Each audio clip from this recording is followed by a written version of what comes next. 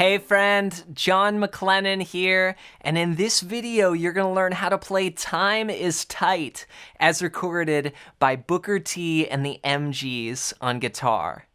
Now this song of course features the great guitar work of Steve Cropper, and we're going to break down this song note for note. There's a lot of things that we can learn from this one. We're going to start off with a rhythm and blues figure down here going over the 1, 4, and 5 chords in the key of C.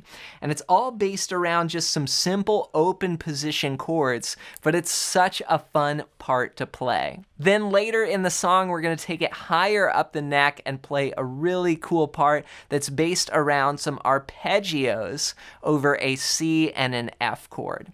I'm going to show you how to play it note for note, but before we jump in, if you're new here, I've got a gift for you. I put together this awesome fretboard guide, and it's actually going to tie right in with today's lesson. And what it does is it shows you the 5 must-know chords and scales for mapping out the entire fretboard. And this is going to help you see and make the chord scale connection on guitar.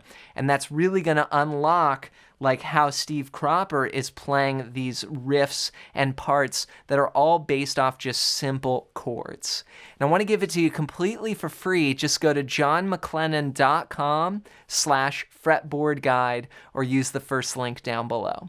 All right, well, with that said, let's break down this tune. Let's break down how to play Time is Tight as recorded by Booker T and the MGs. Now the song starts out on a C chord. It's in the key of C. And we've got this really cool guitar part played out of just a basic C position here. Let me play it for you first and then we'll break it down. Here's what it sounds like. 1, 2, 3, 4.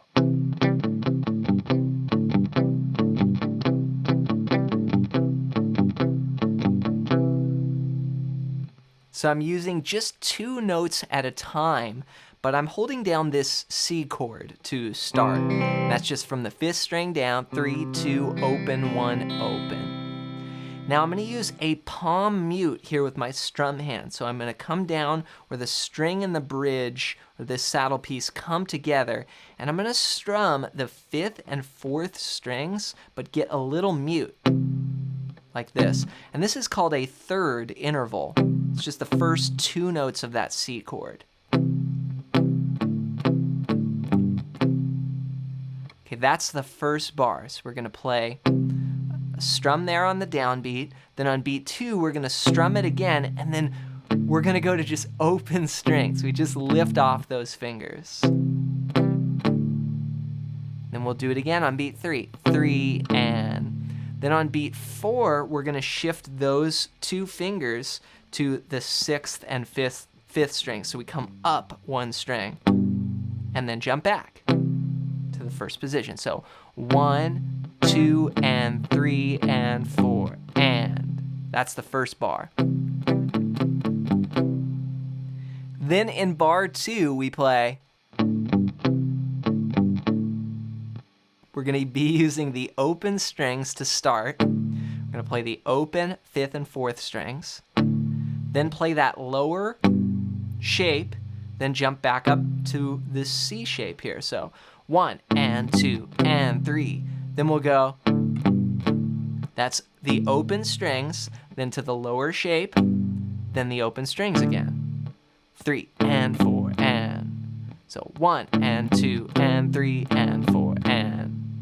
Now if I put that together with the first bar, it goes 1, 2, and 3, and 4, and 1, and 2, and 3, and 4, and then it restarts.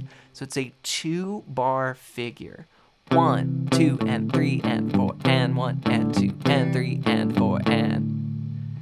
Now that's going to be played 3 times. So it just stays on C. And once the organ comes in with the melody, we're going to play this main riff on C 3 times. So here's what that sounds like. 1, 2, 3, 4.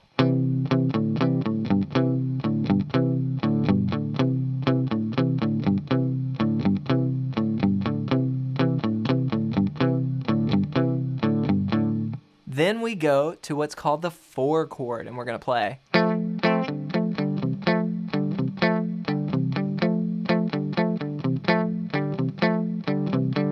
we go back to the 1.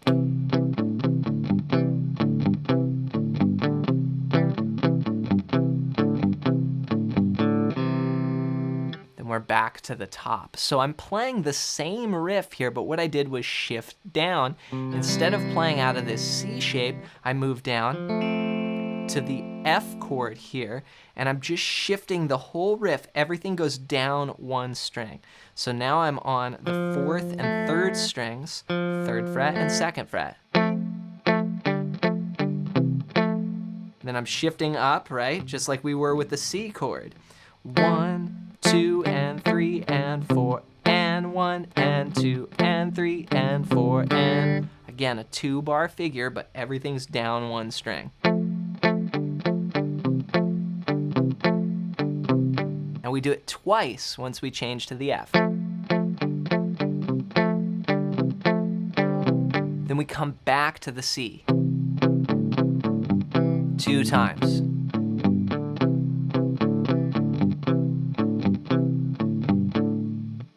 And that's essentially the form before we go to the G, the 5 chord.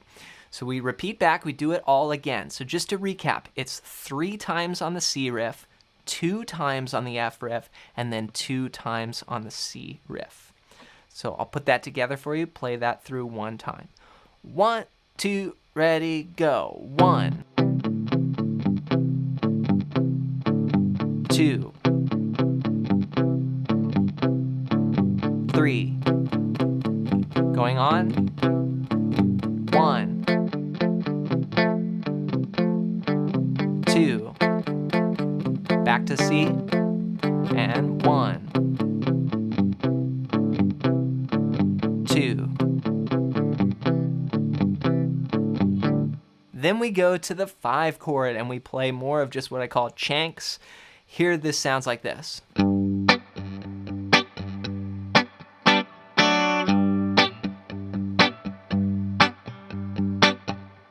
So here I'm playing a G chord, and you could play just the top 4 strings like this. 5, 4, 3, 3. Or you could play a full G bar chord. Or you could do it as a thumb chord, which is what I'm doing. So 1, 2, and 3, and 4, and I'm getting this sort of backbeat. 1, 2, and 3, and 4, and then 1, 2, and...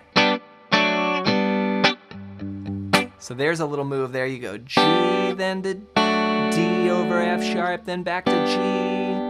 And that D over F sharp is 4, 2, 3, 2. Just stay there for 1 beat, then we come back to G. So we stay on this figure, it goes twice. So 1, 2, and 3, and 4, and 1, 2, and 3, and 4, and 1, 2, and 3, and 4, and 1, 2, and then repeat that.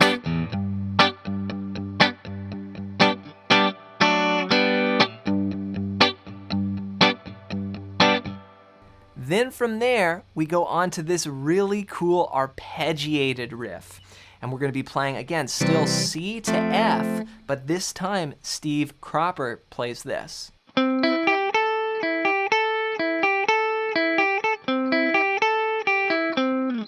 I love this. It's just using a little triad here.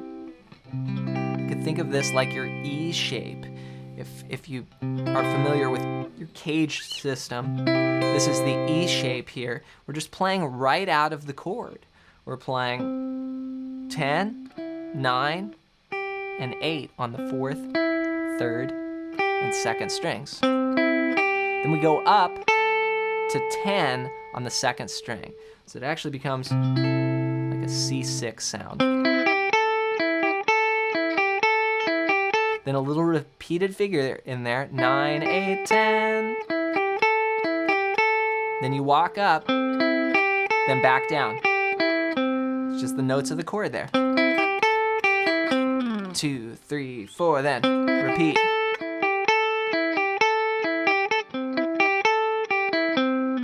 Then you do the same thing, but you go up to the F chord. So I'm thinking about this shape here for C, then I move that up with my index finger on the 13th fret, and here I'm gonna play. Same part. Just based out of 15, 14, 13. then up to 15.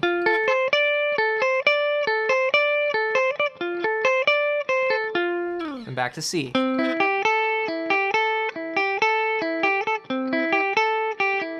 We come out of this, we go back to G.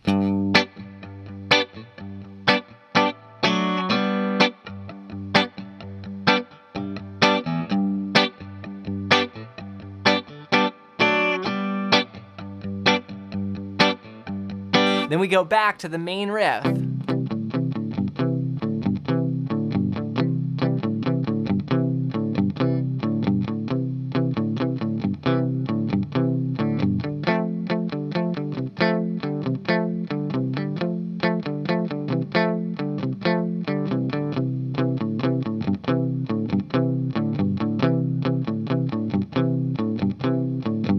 Now when the tune ends, it just stays on C.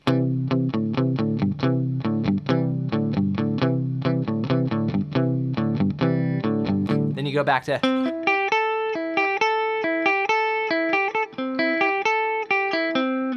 So just to recap, we've got the riff, that main riff based off a C and an F chord. And then we play some just backbeat, or what I call chanks, on the G going to that D chord. And then we finish with that higher arpeggiated part that's really all based around a C, our one chord up here, and then an F, our 4 chord up here.